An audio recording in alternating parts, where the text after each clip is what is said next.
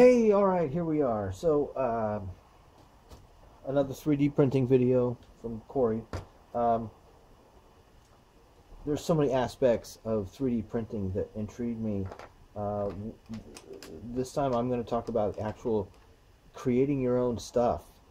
Let me see if I can zoom in on here. Here's a bracket I was working on. And I have a couple of beginning iterations of these are the first designs that I had, and it kind of morphed into this kind of thing, and then I went to this, which kind of broke on me, and anyway so I completely redesigned it. And you kind of turn into once you finally get your function down, now you start looking at your form, and you're like, well, wait a minute, these curves don't really, they're not as prominent on the piece as much. Let's improve the curves a little bit more. Let's make them more curvy, and so here I am, kind of looking at both of side-by-side view of versions. Here I have kind of a straight line here. I kind of curve that one out there and curve some other things more, and I put this big hole. Do we actually have to take up all this material here? Can we maybe put a hole in here and save some material and space? And so let me show you how kind of easy this is. I mean, I've got, I'm working with AutoCAD now. Google SketchUp is kind of pissing me off, but, so let's see if I can do this without bumping the camera. So, here's a piece. Here's my design. I was thinking, I forgot to curve some more of these things here. Let's fillet this outer edge here just 1 millimeter, and let's do the same thing to this one. All right, okay, see, that's gonna look so much nicer. And I'm gonna leave that hole alone there. I'm not gonna, should I do anything to these edges? Since this one is, we probably should to this one too. So let's fillet that sucker. Just one. Fillet, whatever. Looks like fillet to me. I'm going to export this, save a copy as, to, let's name this version 2-21. And this is an STL file, so I'm going to export this as an STL file. And actually, this is another computer I have. It's going to save it to my SkyDrive, my OneDrive folder location. And boy, that's looking good. Okay, so I can see that it's syncing and it's downloading, and okay, I think we're done. So let's load that. Here it is, version, and if you bear with me for a second here, I'm going to rotate it correctly here, 90, and let's select everything here, bring it down to the bottom, all of them, bam. So, here we go. So here I have my next iteration.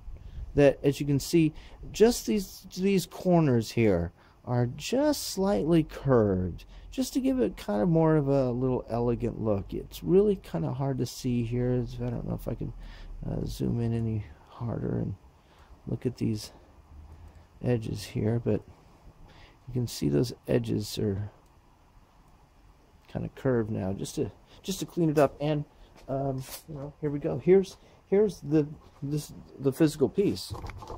Back up a little here. And zoom out. This one is this one on the far left, version 1. And I increase the thickness of this wall here. I put the hole in there. You know, you start to turn into a Steve Jobs. You know, well, can we recess the screws so they're flush with the thing, and let's corner these, let's curve these things. You know, so you start really kind of critiquing yourself, and you know, if you got a young person, you know, a son, daughter, who's got an interest in this stuff. I mean, this kit, this 3D printer cost me $300 to get into. Okay, I've made a few upgrades since then, but I mean, it doesn't have to be expensive stuff. You got the complete, you know, manufacturing process I'm going through here, from you know, from the concept to design to manufacturing to testing to redesign to remanufacture or retest, and you do this over and over again until you finally get to something that you're really proud of, and this is all done on my desk, all done at your desktop. You know, neat stuff. There's lots of things that goes into this. You know, there's math, physics, you know, mechanics, mechanical engineering. I mean, you know, I'm upgrading my bot, and so, you know, young people, man, if you got an interest in this stuff, you know, 3D design, you know, learning, you know, how to do this AutoCAD and stuff. This is it just isn't difficult stuff. I mean, I don't know much about this stuff, but you know, you Google and YouTube, and you learn and figure this stuff out, and you can invent stuff at your desk. Fun stuff. 3D printing. I love it.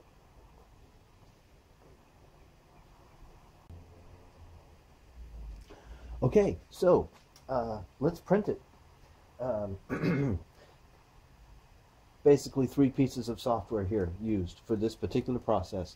One, Autodesk. This is the 3D design software. There's Google SketchUp, there's several other free softwares out there. This happens to be my version of Autodesk.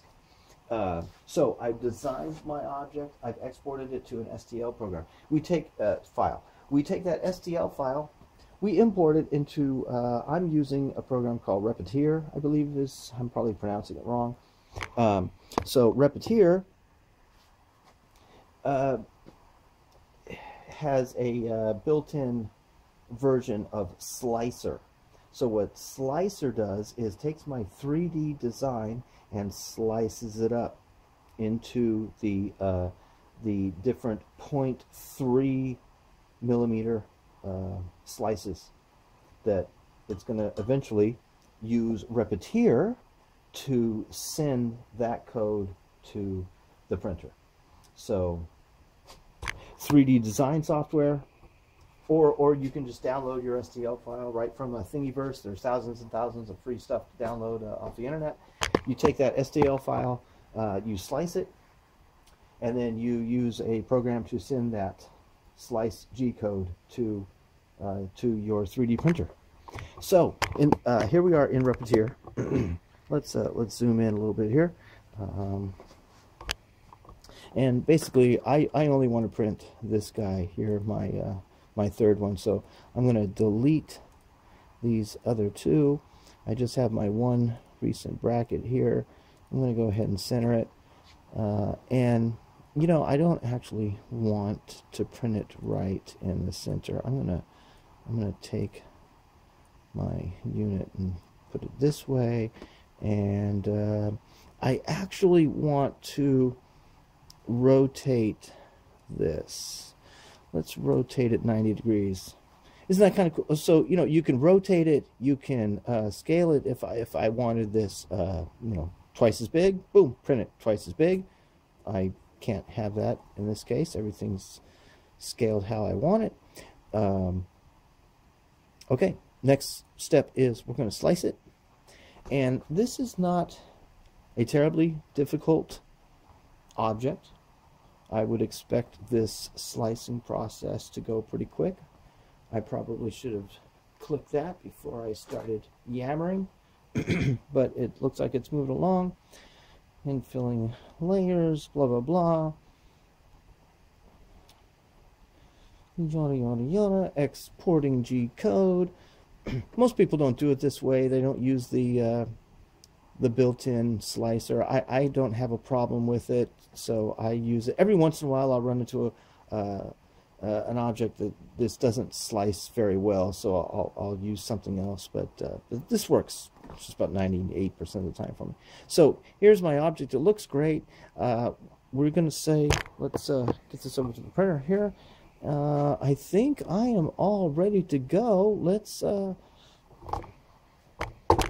get the camera here just so I can explain a few things that's going on here. I'm going to click Run Job. There it goes. It's going to zero out the X and Y axis. What it's doing now is it's zeroing out Z. I have a my proximity probe here that sees the metal bed. It's going to take 3 measurements on the bed, and with those 3 measurements, it's going to calculate the slope of the plane. Okay, so if it was off, it would still print the object perpendicular to the bed. So it has Z'd out. It's now heating the extruder, and this print is going to take 52 minutes. And I might maybe show something midway, but I'm going to show you the finished product here, and we can do a little real-life comparison between the first version and the latest version, and yeah, stay tuned. All right, so it just started. It's going to make a perimeter, a couple runs of a perimeter around the object, just to extrude some material, make sure everything is going as it should. It's just a precautionary measure, and I will continue this on in a moment. So here we are again. I don't know, a couple minutes in. It's going to be kind of hard to show you this because of lighting. There's always a problem here. And you really should experience this firsthand to really kind of get the feel of what's kind of going on here. Let me unsnap my phone here. And I'm actually using a bracket that I 3D printed to mount my phone on my tripod, which is kind of cool. But let me see if I can zoom in here and just show you what it's doing. It's making my bracket, layer by layer. The resolution here is 0.3 millimeters resolution, which is just fine with me.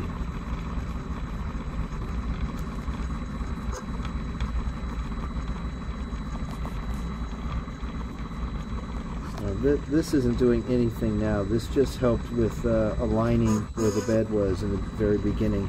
Everything's coming out of that tip there. So let's see. This is called PLA. Is what this material is called. I forget what that stands for at this second. It's supposedly biodegradable. It's made from sugar cane and cornstarch derivatives. It's not a urethane. It's not made from oil. So it shouldn't take as long to biodegrade or to degrade. But so yeah, it comes in a spool. It feeds into this motor here, helps feed it into the extruder, which heats it up to about 400 degrees and spits it out, and it solidifies very quickly, enough to where you can print on top of it almost immediately. So yeah, let's move it along. Probably won't fire this video back up until it's all done. I'll show you the end product.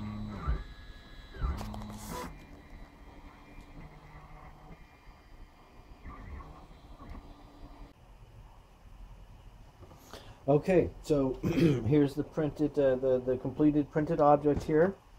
Um, it can take a little bit to get some of these things off of here sometimes,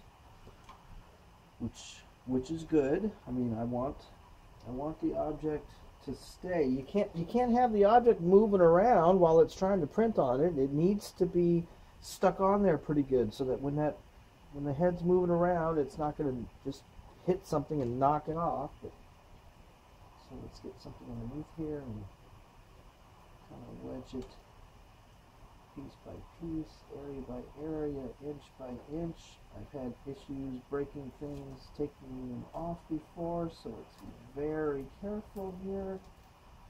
Just area by area.